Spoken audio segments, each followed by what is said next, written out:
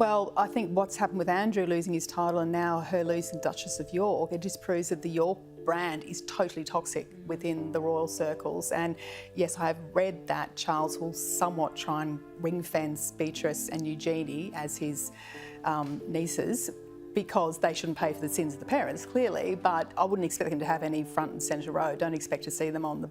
They tried to silence her. They stripped her daughters of everything. And now, Fergie has just signed a secret agreement with Beatrice that has King Charles's lawyers absolutely scrambling. And William's reign is very much going to be a very streamlined monarchy, I think. But it's just amazing that I think Fergie and Andrew have become so undone by their devotion to Jeffrey Epstein. It just beggars belief. And Fergie has survived so many scandals over the years.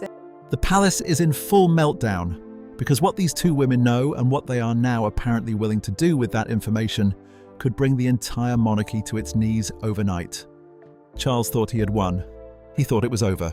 He was dead wrong. There is a name that keeps coming up in the ongoing fallout from the Jeffrey Epstein scandal, and it is not one that many people were expecting to be at the centre of it all. Sarah Ferguson, the Duchess of York, has spent the better part of 3 decades navigating public scrutiny, financial difficulties, and the complicated politics of being part of a royal family she was technically divorced from. For a long time, she managed to keep a relatively low profile on the more serious questions surrounding her ex-husband Prince Andrew and his relationship with the convicted sex offender Jeffrey Epstein.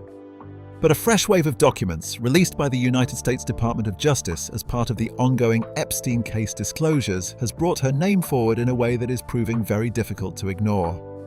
The emails contained in these newly released files paint a picture that raises serious questions about the nature of Sarah Ferguson's relationship with Jeffrey Epstein. These are not vague or circumstantial connections. The correspondence reportedly shows Ferguson actively seeking Epstein's financial support, describing him in deeply personal terms, and in some cases, facilitating introductions between Epstein and people close to her, including members of her own family. According to reports citing the content of these emails, Ferguson referred to Epstein as a brother and appeared to rely on him financially over a sustained period of time. One email from Epstein himself reportedly states that he had been supporting her financially for as long as 15 years. That is not a casual acquaintance. That is a long-standing arrangement of a kind that demands explanation. What makes the content of these emails particularly striking is the specific nature of some of the alleged introductions. Reports indicate that Ferguson was involved in helping to set up meetings between Epstein and her own goddaughter. There are also references to her daughters, Princesses Beatrice and Eugenie, being connected to Epstein through shared trips and social engagements. And in one of the more jarring pieces of correspondence that has been referenced in coverage of the files, Ferguson apparently told Epstein about a woman she thought he might be interested in, describing her in terms that focused on her appearance and availability. The tone of these exchanges, as they have been described, does not suggest someone who was simply on the periphery of Epstein's world. It suggests someone who was comfortable in it. Now, to be clear about what we know and what we do not know. Sarah Ferguson has not been charged with any criminal offence in connection with Jeffrey Epstein. The emails that have been referenced in reporting are part of a broader document release, and not all of the context surrounding every exchange has been made fully public. What is clear, however, is that the volume and nature of the correspondence has placed her in a position where serious questions are being asked.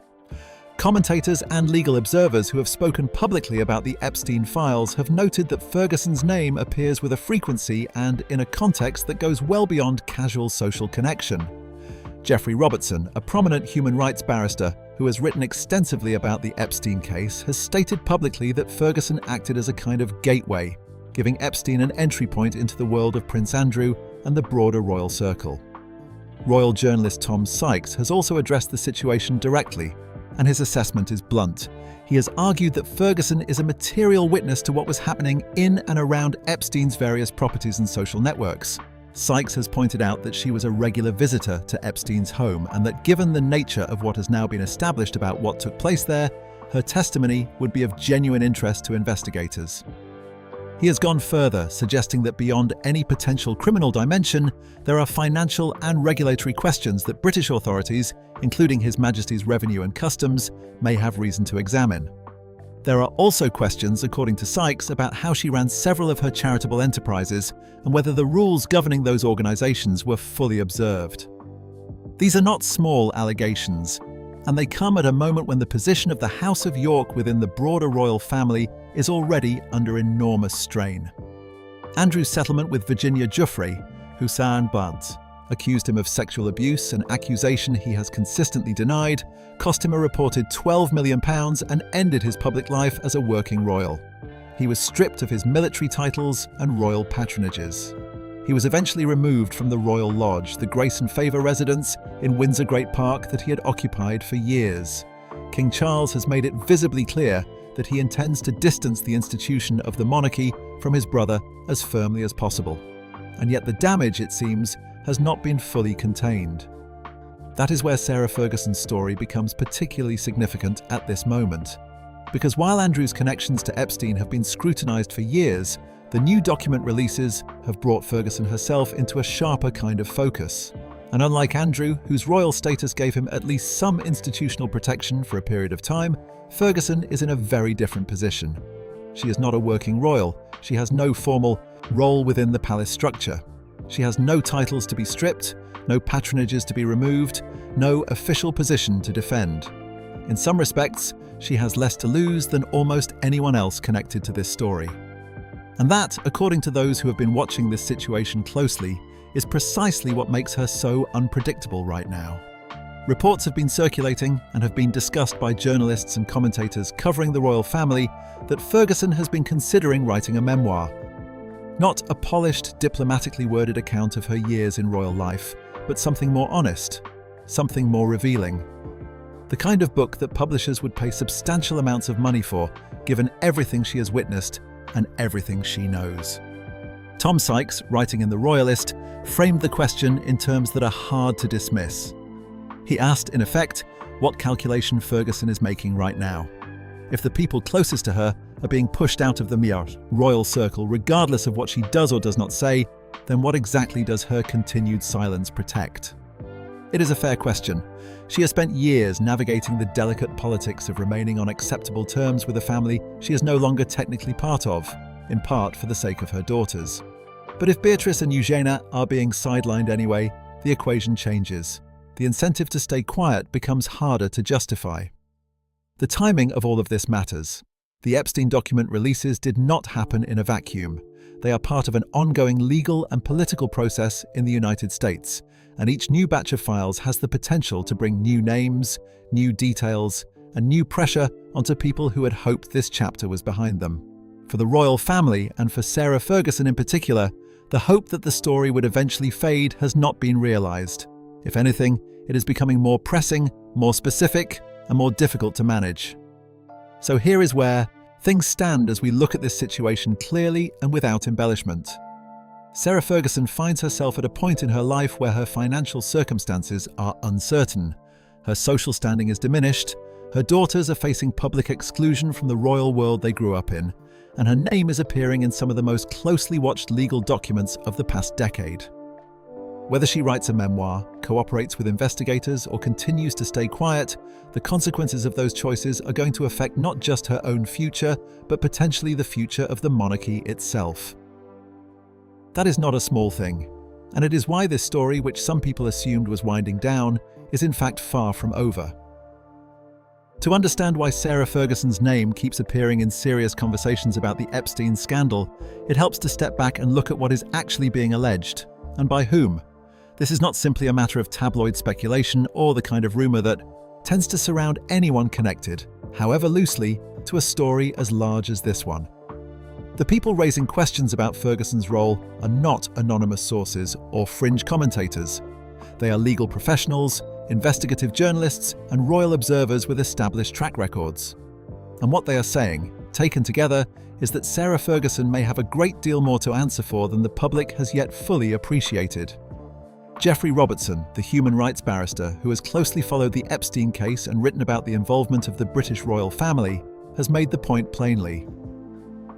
According to Robertson, Sarah Ferguson gave Epstein what he needed most when it came to gaining credibility and access in certain circles.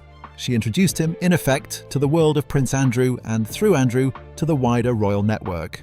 For a man who built much of his influence on the appearance of legitimacy and the company of powerful and high-profile people, that kind of introduction was not a small thing. It was, Robertson has suggested, a significant enabler of the broader social machinery that Epstein depended on. Robertson has gone further than simply noting the social dimension of Ferguson's involvement. He has stated publicly that Sarah Ferguson should be considered a material witness to the sex trafficking that has been established, through legal proceedings and extensive investigation as having taken place within Epstein's network. That is a specific legal designation with specific implications. A material witness is someone who has direct and relevant knowledge of events that are central to a criminal case. It is not an accusation of wrongdoing in itself, but it is a serious designation, and it reflects the view that Ferguson's proximity to Epstein and to the activities surrounding him goes beyond the superficial. Robertson has also suggested that there is a case for Ferguson to give testimony before the United States Senate, which has been involved in broader investigations into Epstein's network, his associates, and the systems that allowed his behavior to continue unchecked for so long. The argument is straightforward. If Ferguson was a regular visitor to Epstein's properties, if she had sustained contact with him over many years, and if she was involved in facilitating introductions and social connections on his behalf, then she is someone who could provide meaningful testimony about how that world operated. Whether she would ever voluntarily agree to do so is another question entirely, but the argument that she should be asked is one that has been made by credible voices. The financial dimension of Ferguson's relationship with Epstein is also drawing serious attention, and it is worth examining carefully.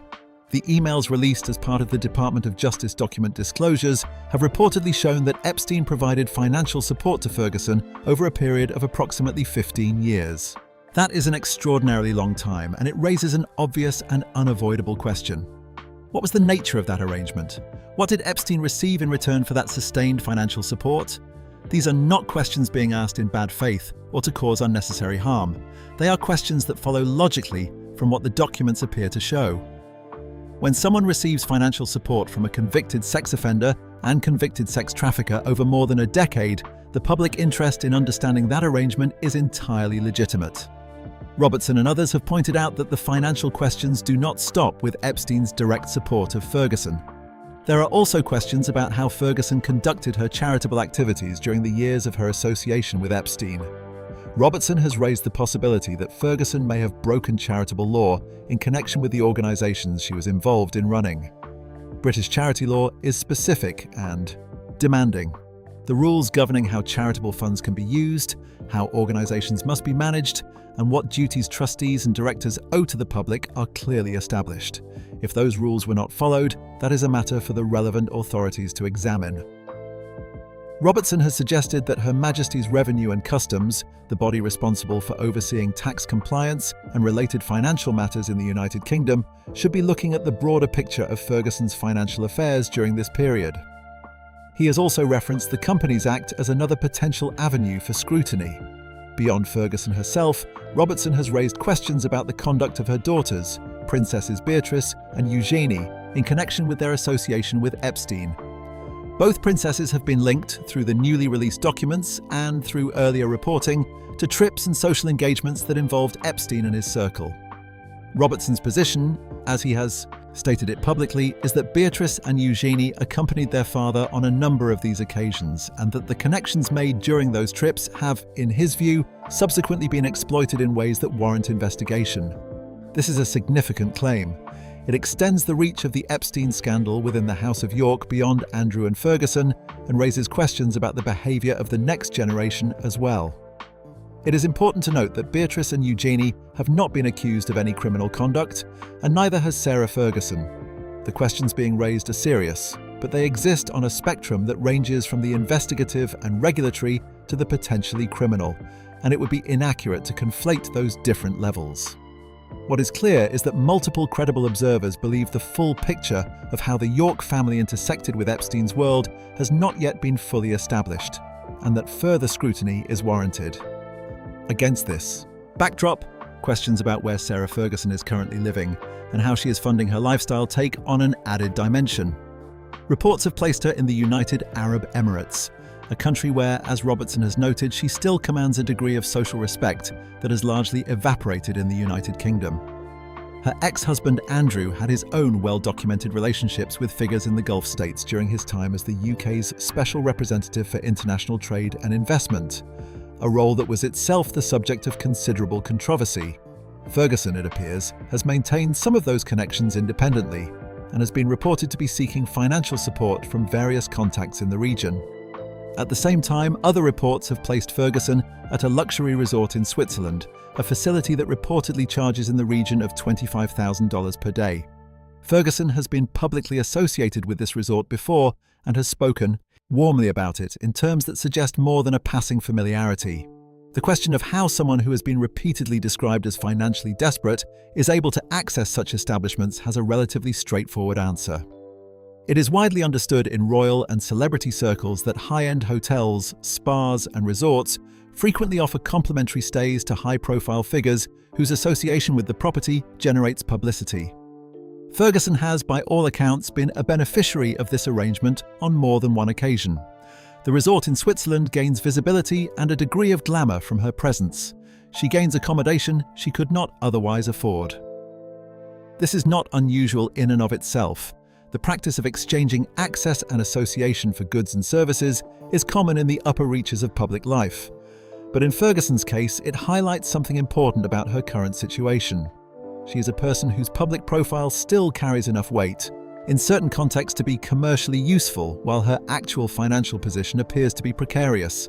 She occupies a strange and uncomfortable middle ground, famous enough to attract free hotel stays and invitations from Gulf royalty, but reportedly unable to sustain herself through her own resources without that kind of external support.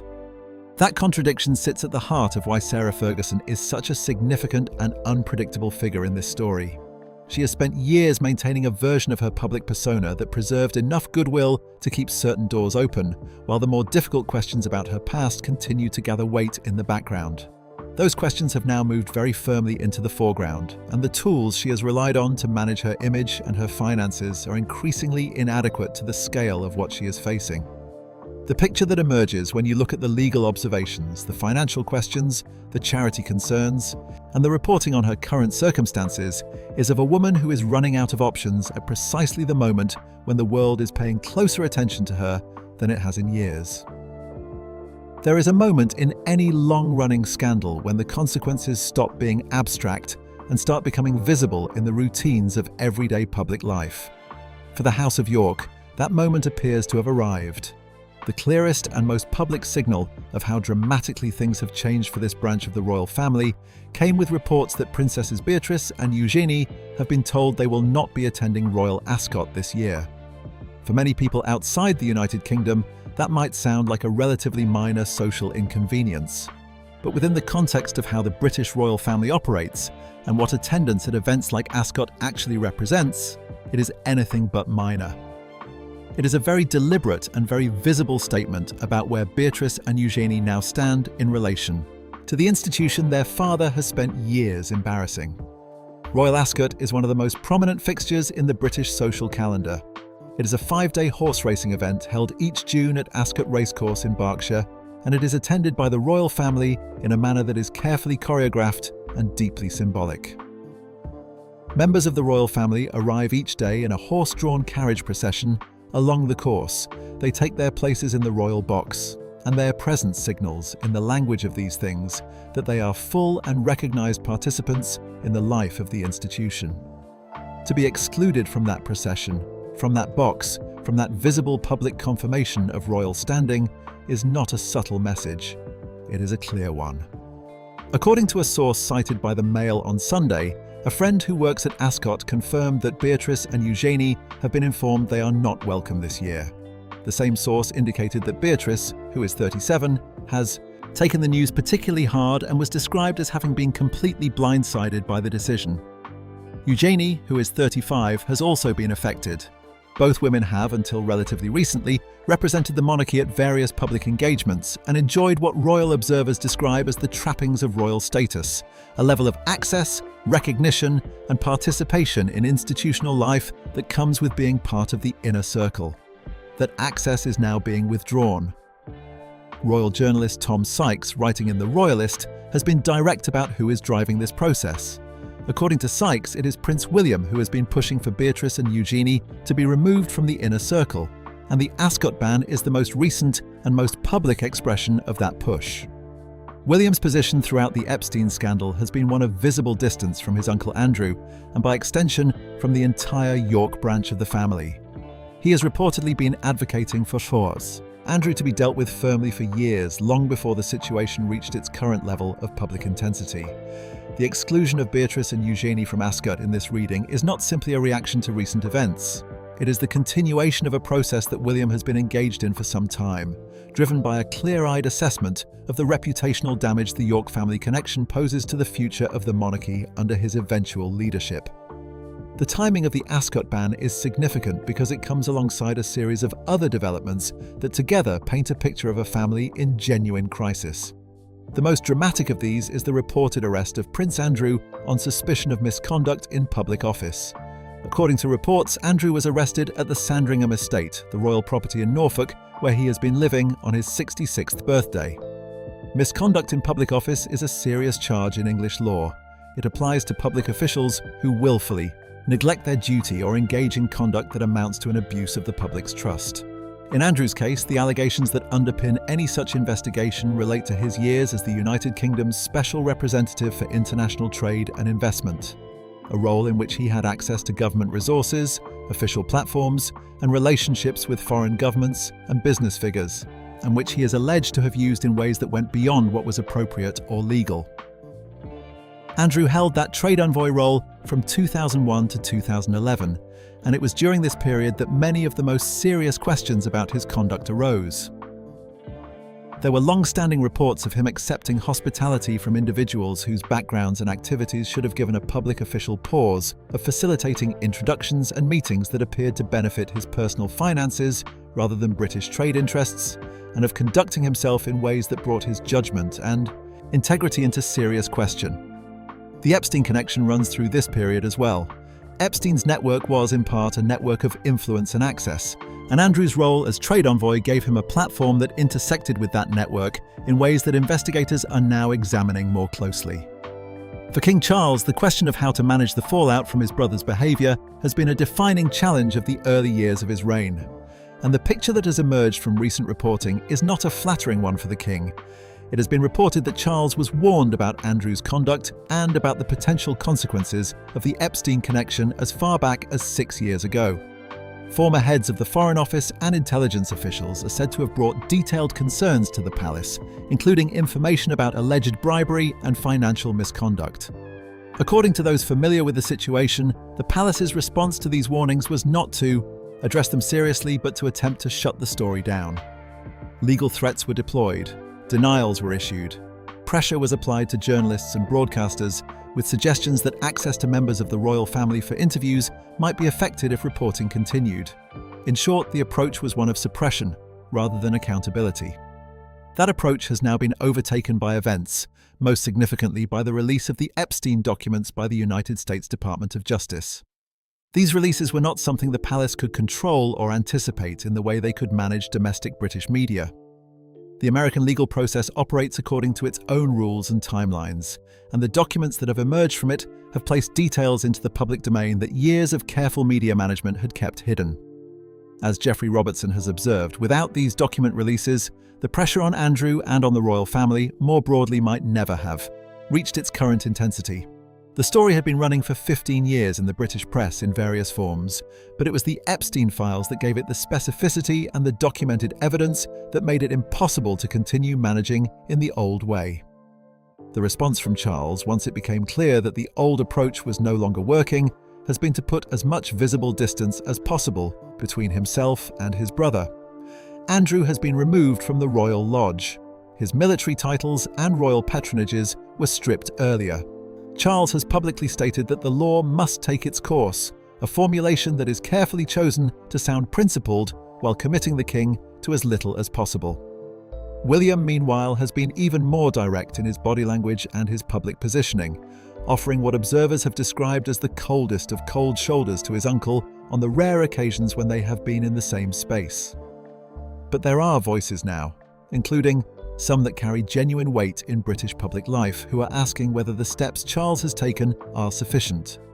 David Dimbleby, the broadcaster who has commentated on some of the most significant royal occasions of the past half-century and who is widely regarded as a serious and measured observer of public affairs, has been openly critical of the royal family's handling of this situation.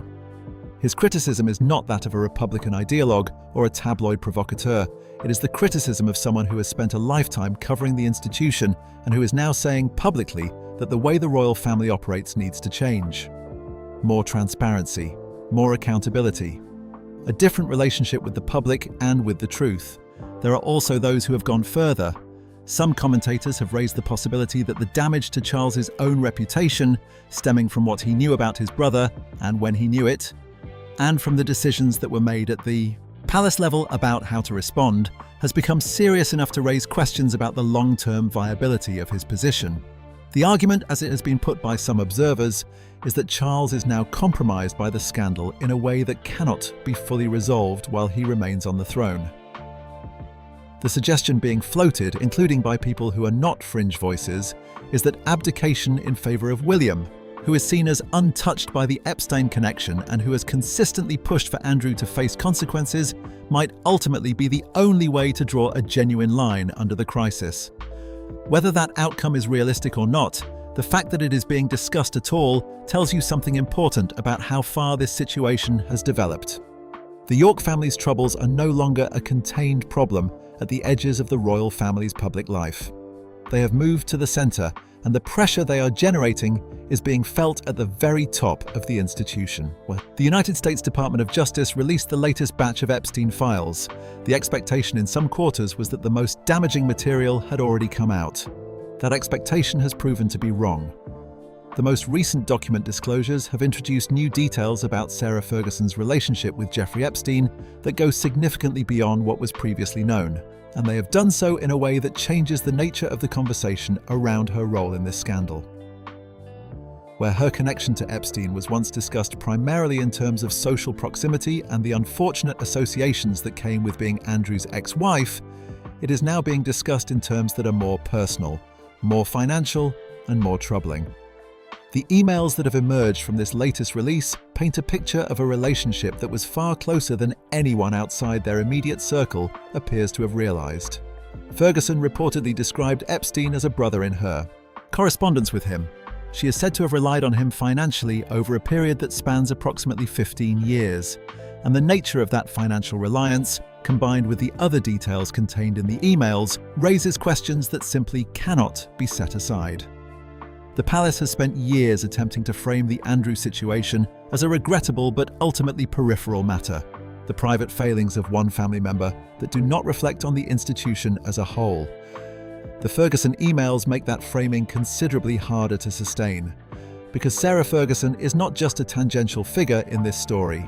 She is someone who, according to these documents, had a sustained, intimate, and financially dependent relationship with a man who was convicted of sex offences and who has since been established, through extensive legal proceedings in the United States, as having run a systematic operation of sex trafficking. What could Sarah Ferguson reveal if she chose to write a memoir? That question is being asked with increasing seriousness by people who cover the royal family and by those who have been investigating the Epstein network. The honest answer is that the potential scope of what she could disclose is considerable.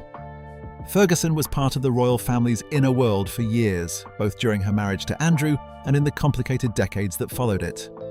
She was present at private gatherings, privy to personal conversations, and aware of financial arrangements and personal dynamics that the palace has worked hard to keep out of the public domain. She knows, in the phrase that has been used by those discussing this situation, where the bodies are buried. That is not a comfortable thing for the institution to contemplate. A memoir from Ferguson could, in the first instance, address Andrew's relationship with Epstein from an entirely different vantage point than anything that has previously been made public. Everything that has emerged so far about Andrew and Epstein has come through legal documents, investigative journalism, and the testimony of people at various removes from the centre of that relationship. Ferguson was not at a remove. She was inside the marriage, inside the social circle, and according to the emails now in the public domain, actively involved in facilitating Epstein's connections to the people around her. Her account of how that relationship developed, what she witnessed, and what she understood about Epstein's activities would be, to put it plainly, extraordinary reading. Beyond the Andrew dimension, Ferguson would also be in a position to describe how the royal family handled the growing scandal behind the scenes.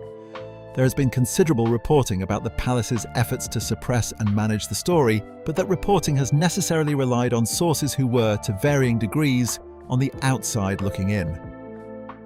Ferguson was on the inside. She would have been aware of conversations, decisions, and strategies that the public has not yet had access to. She could describe the private attitudes of family members who have publicly presented themselves as having had nothing to do with Andrew's difficulties. She could give an account of how the institution really functions when it is faced with a crisis of this magnitude, as opposed to the carefully managed version of events that has been presented through official channels and sympathetic media relationships.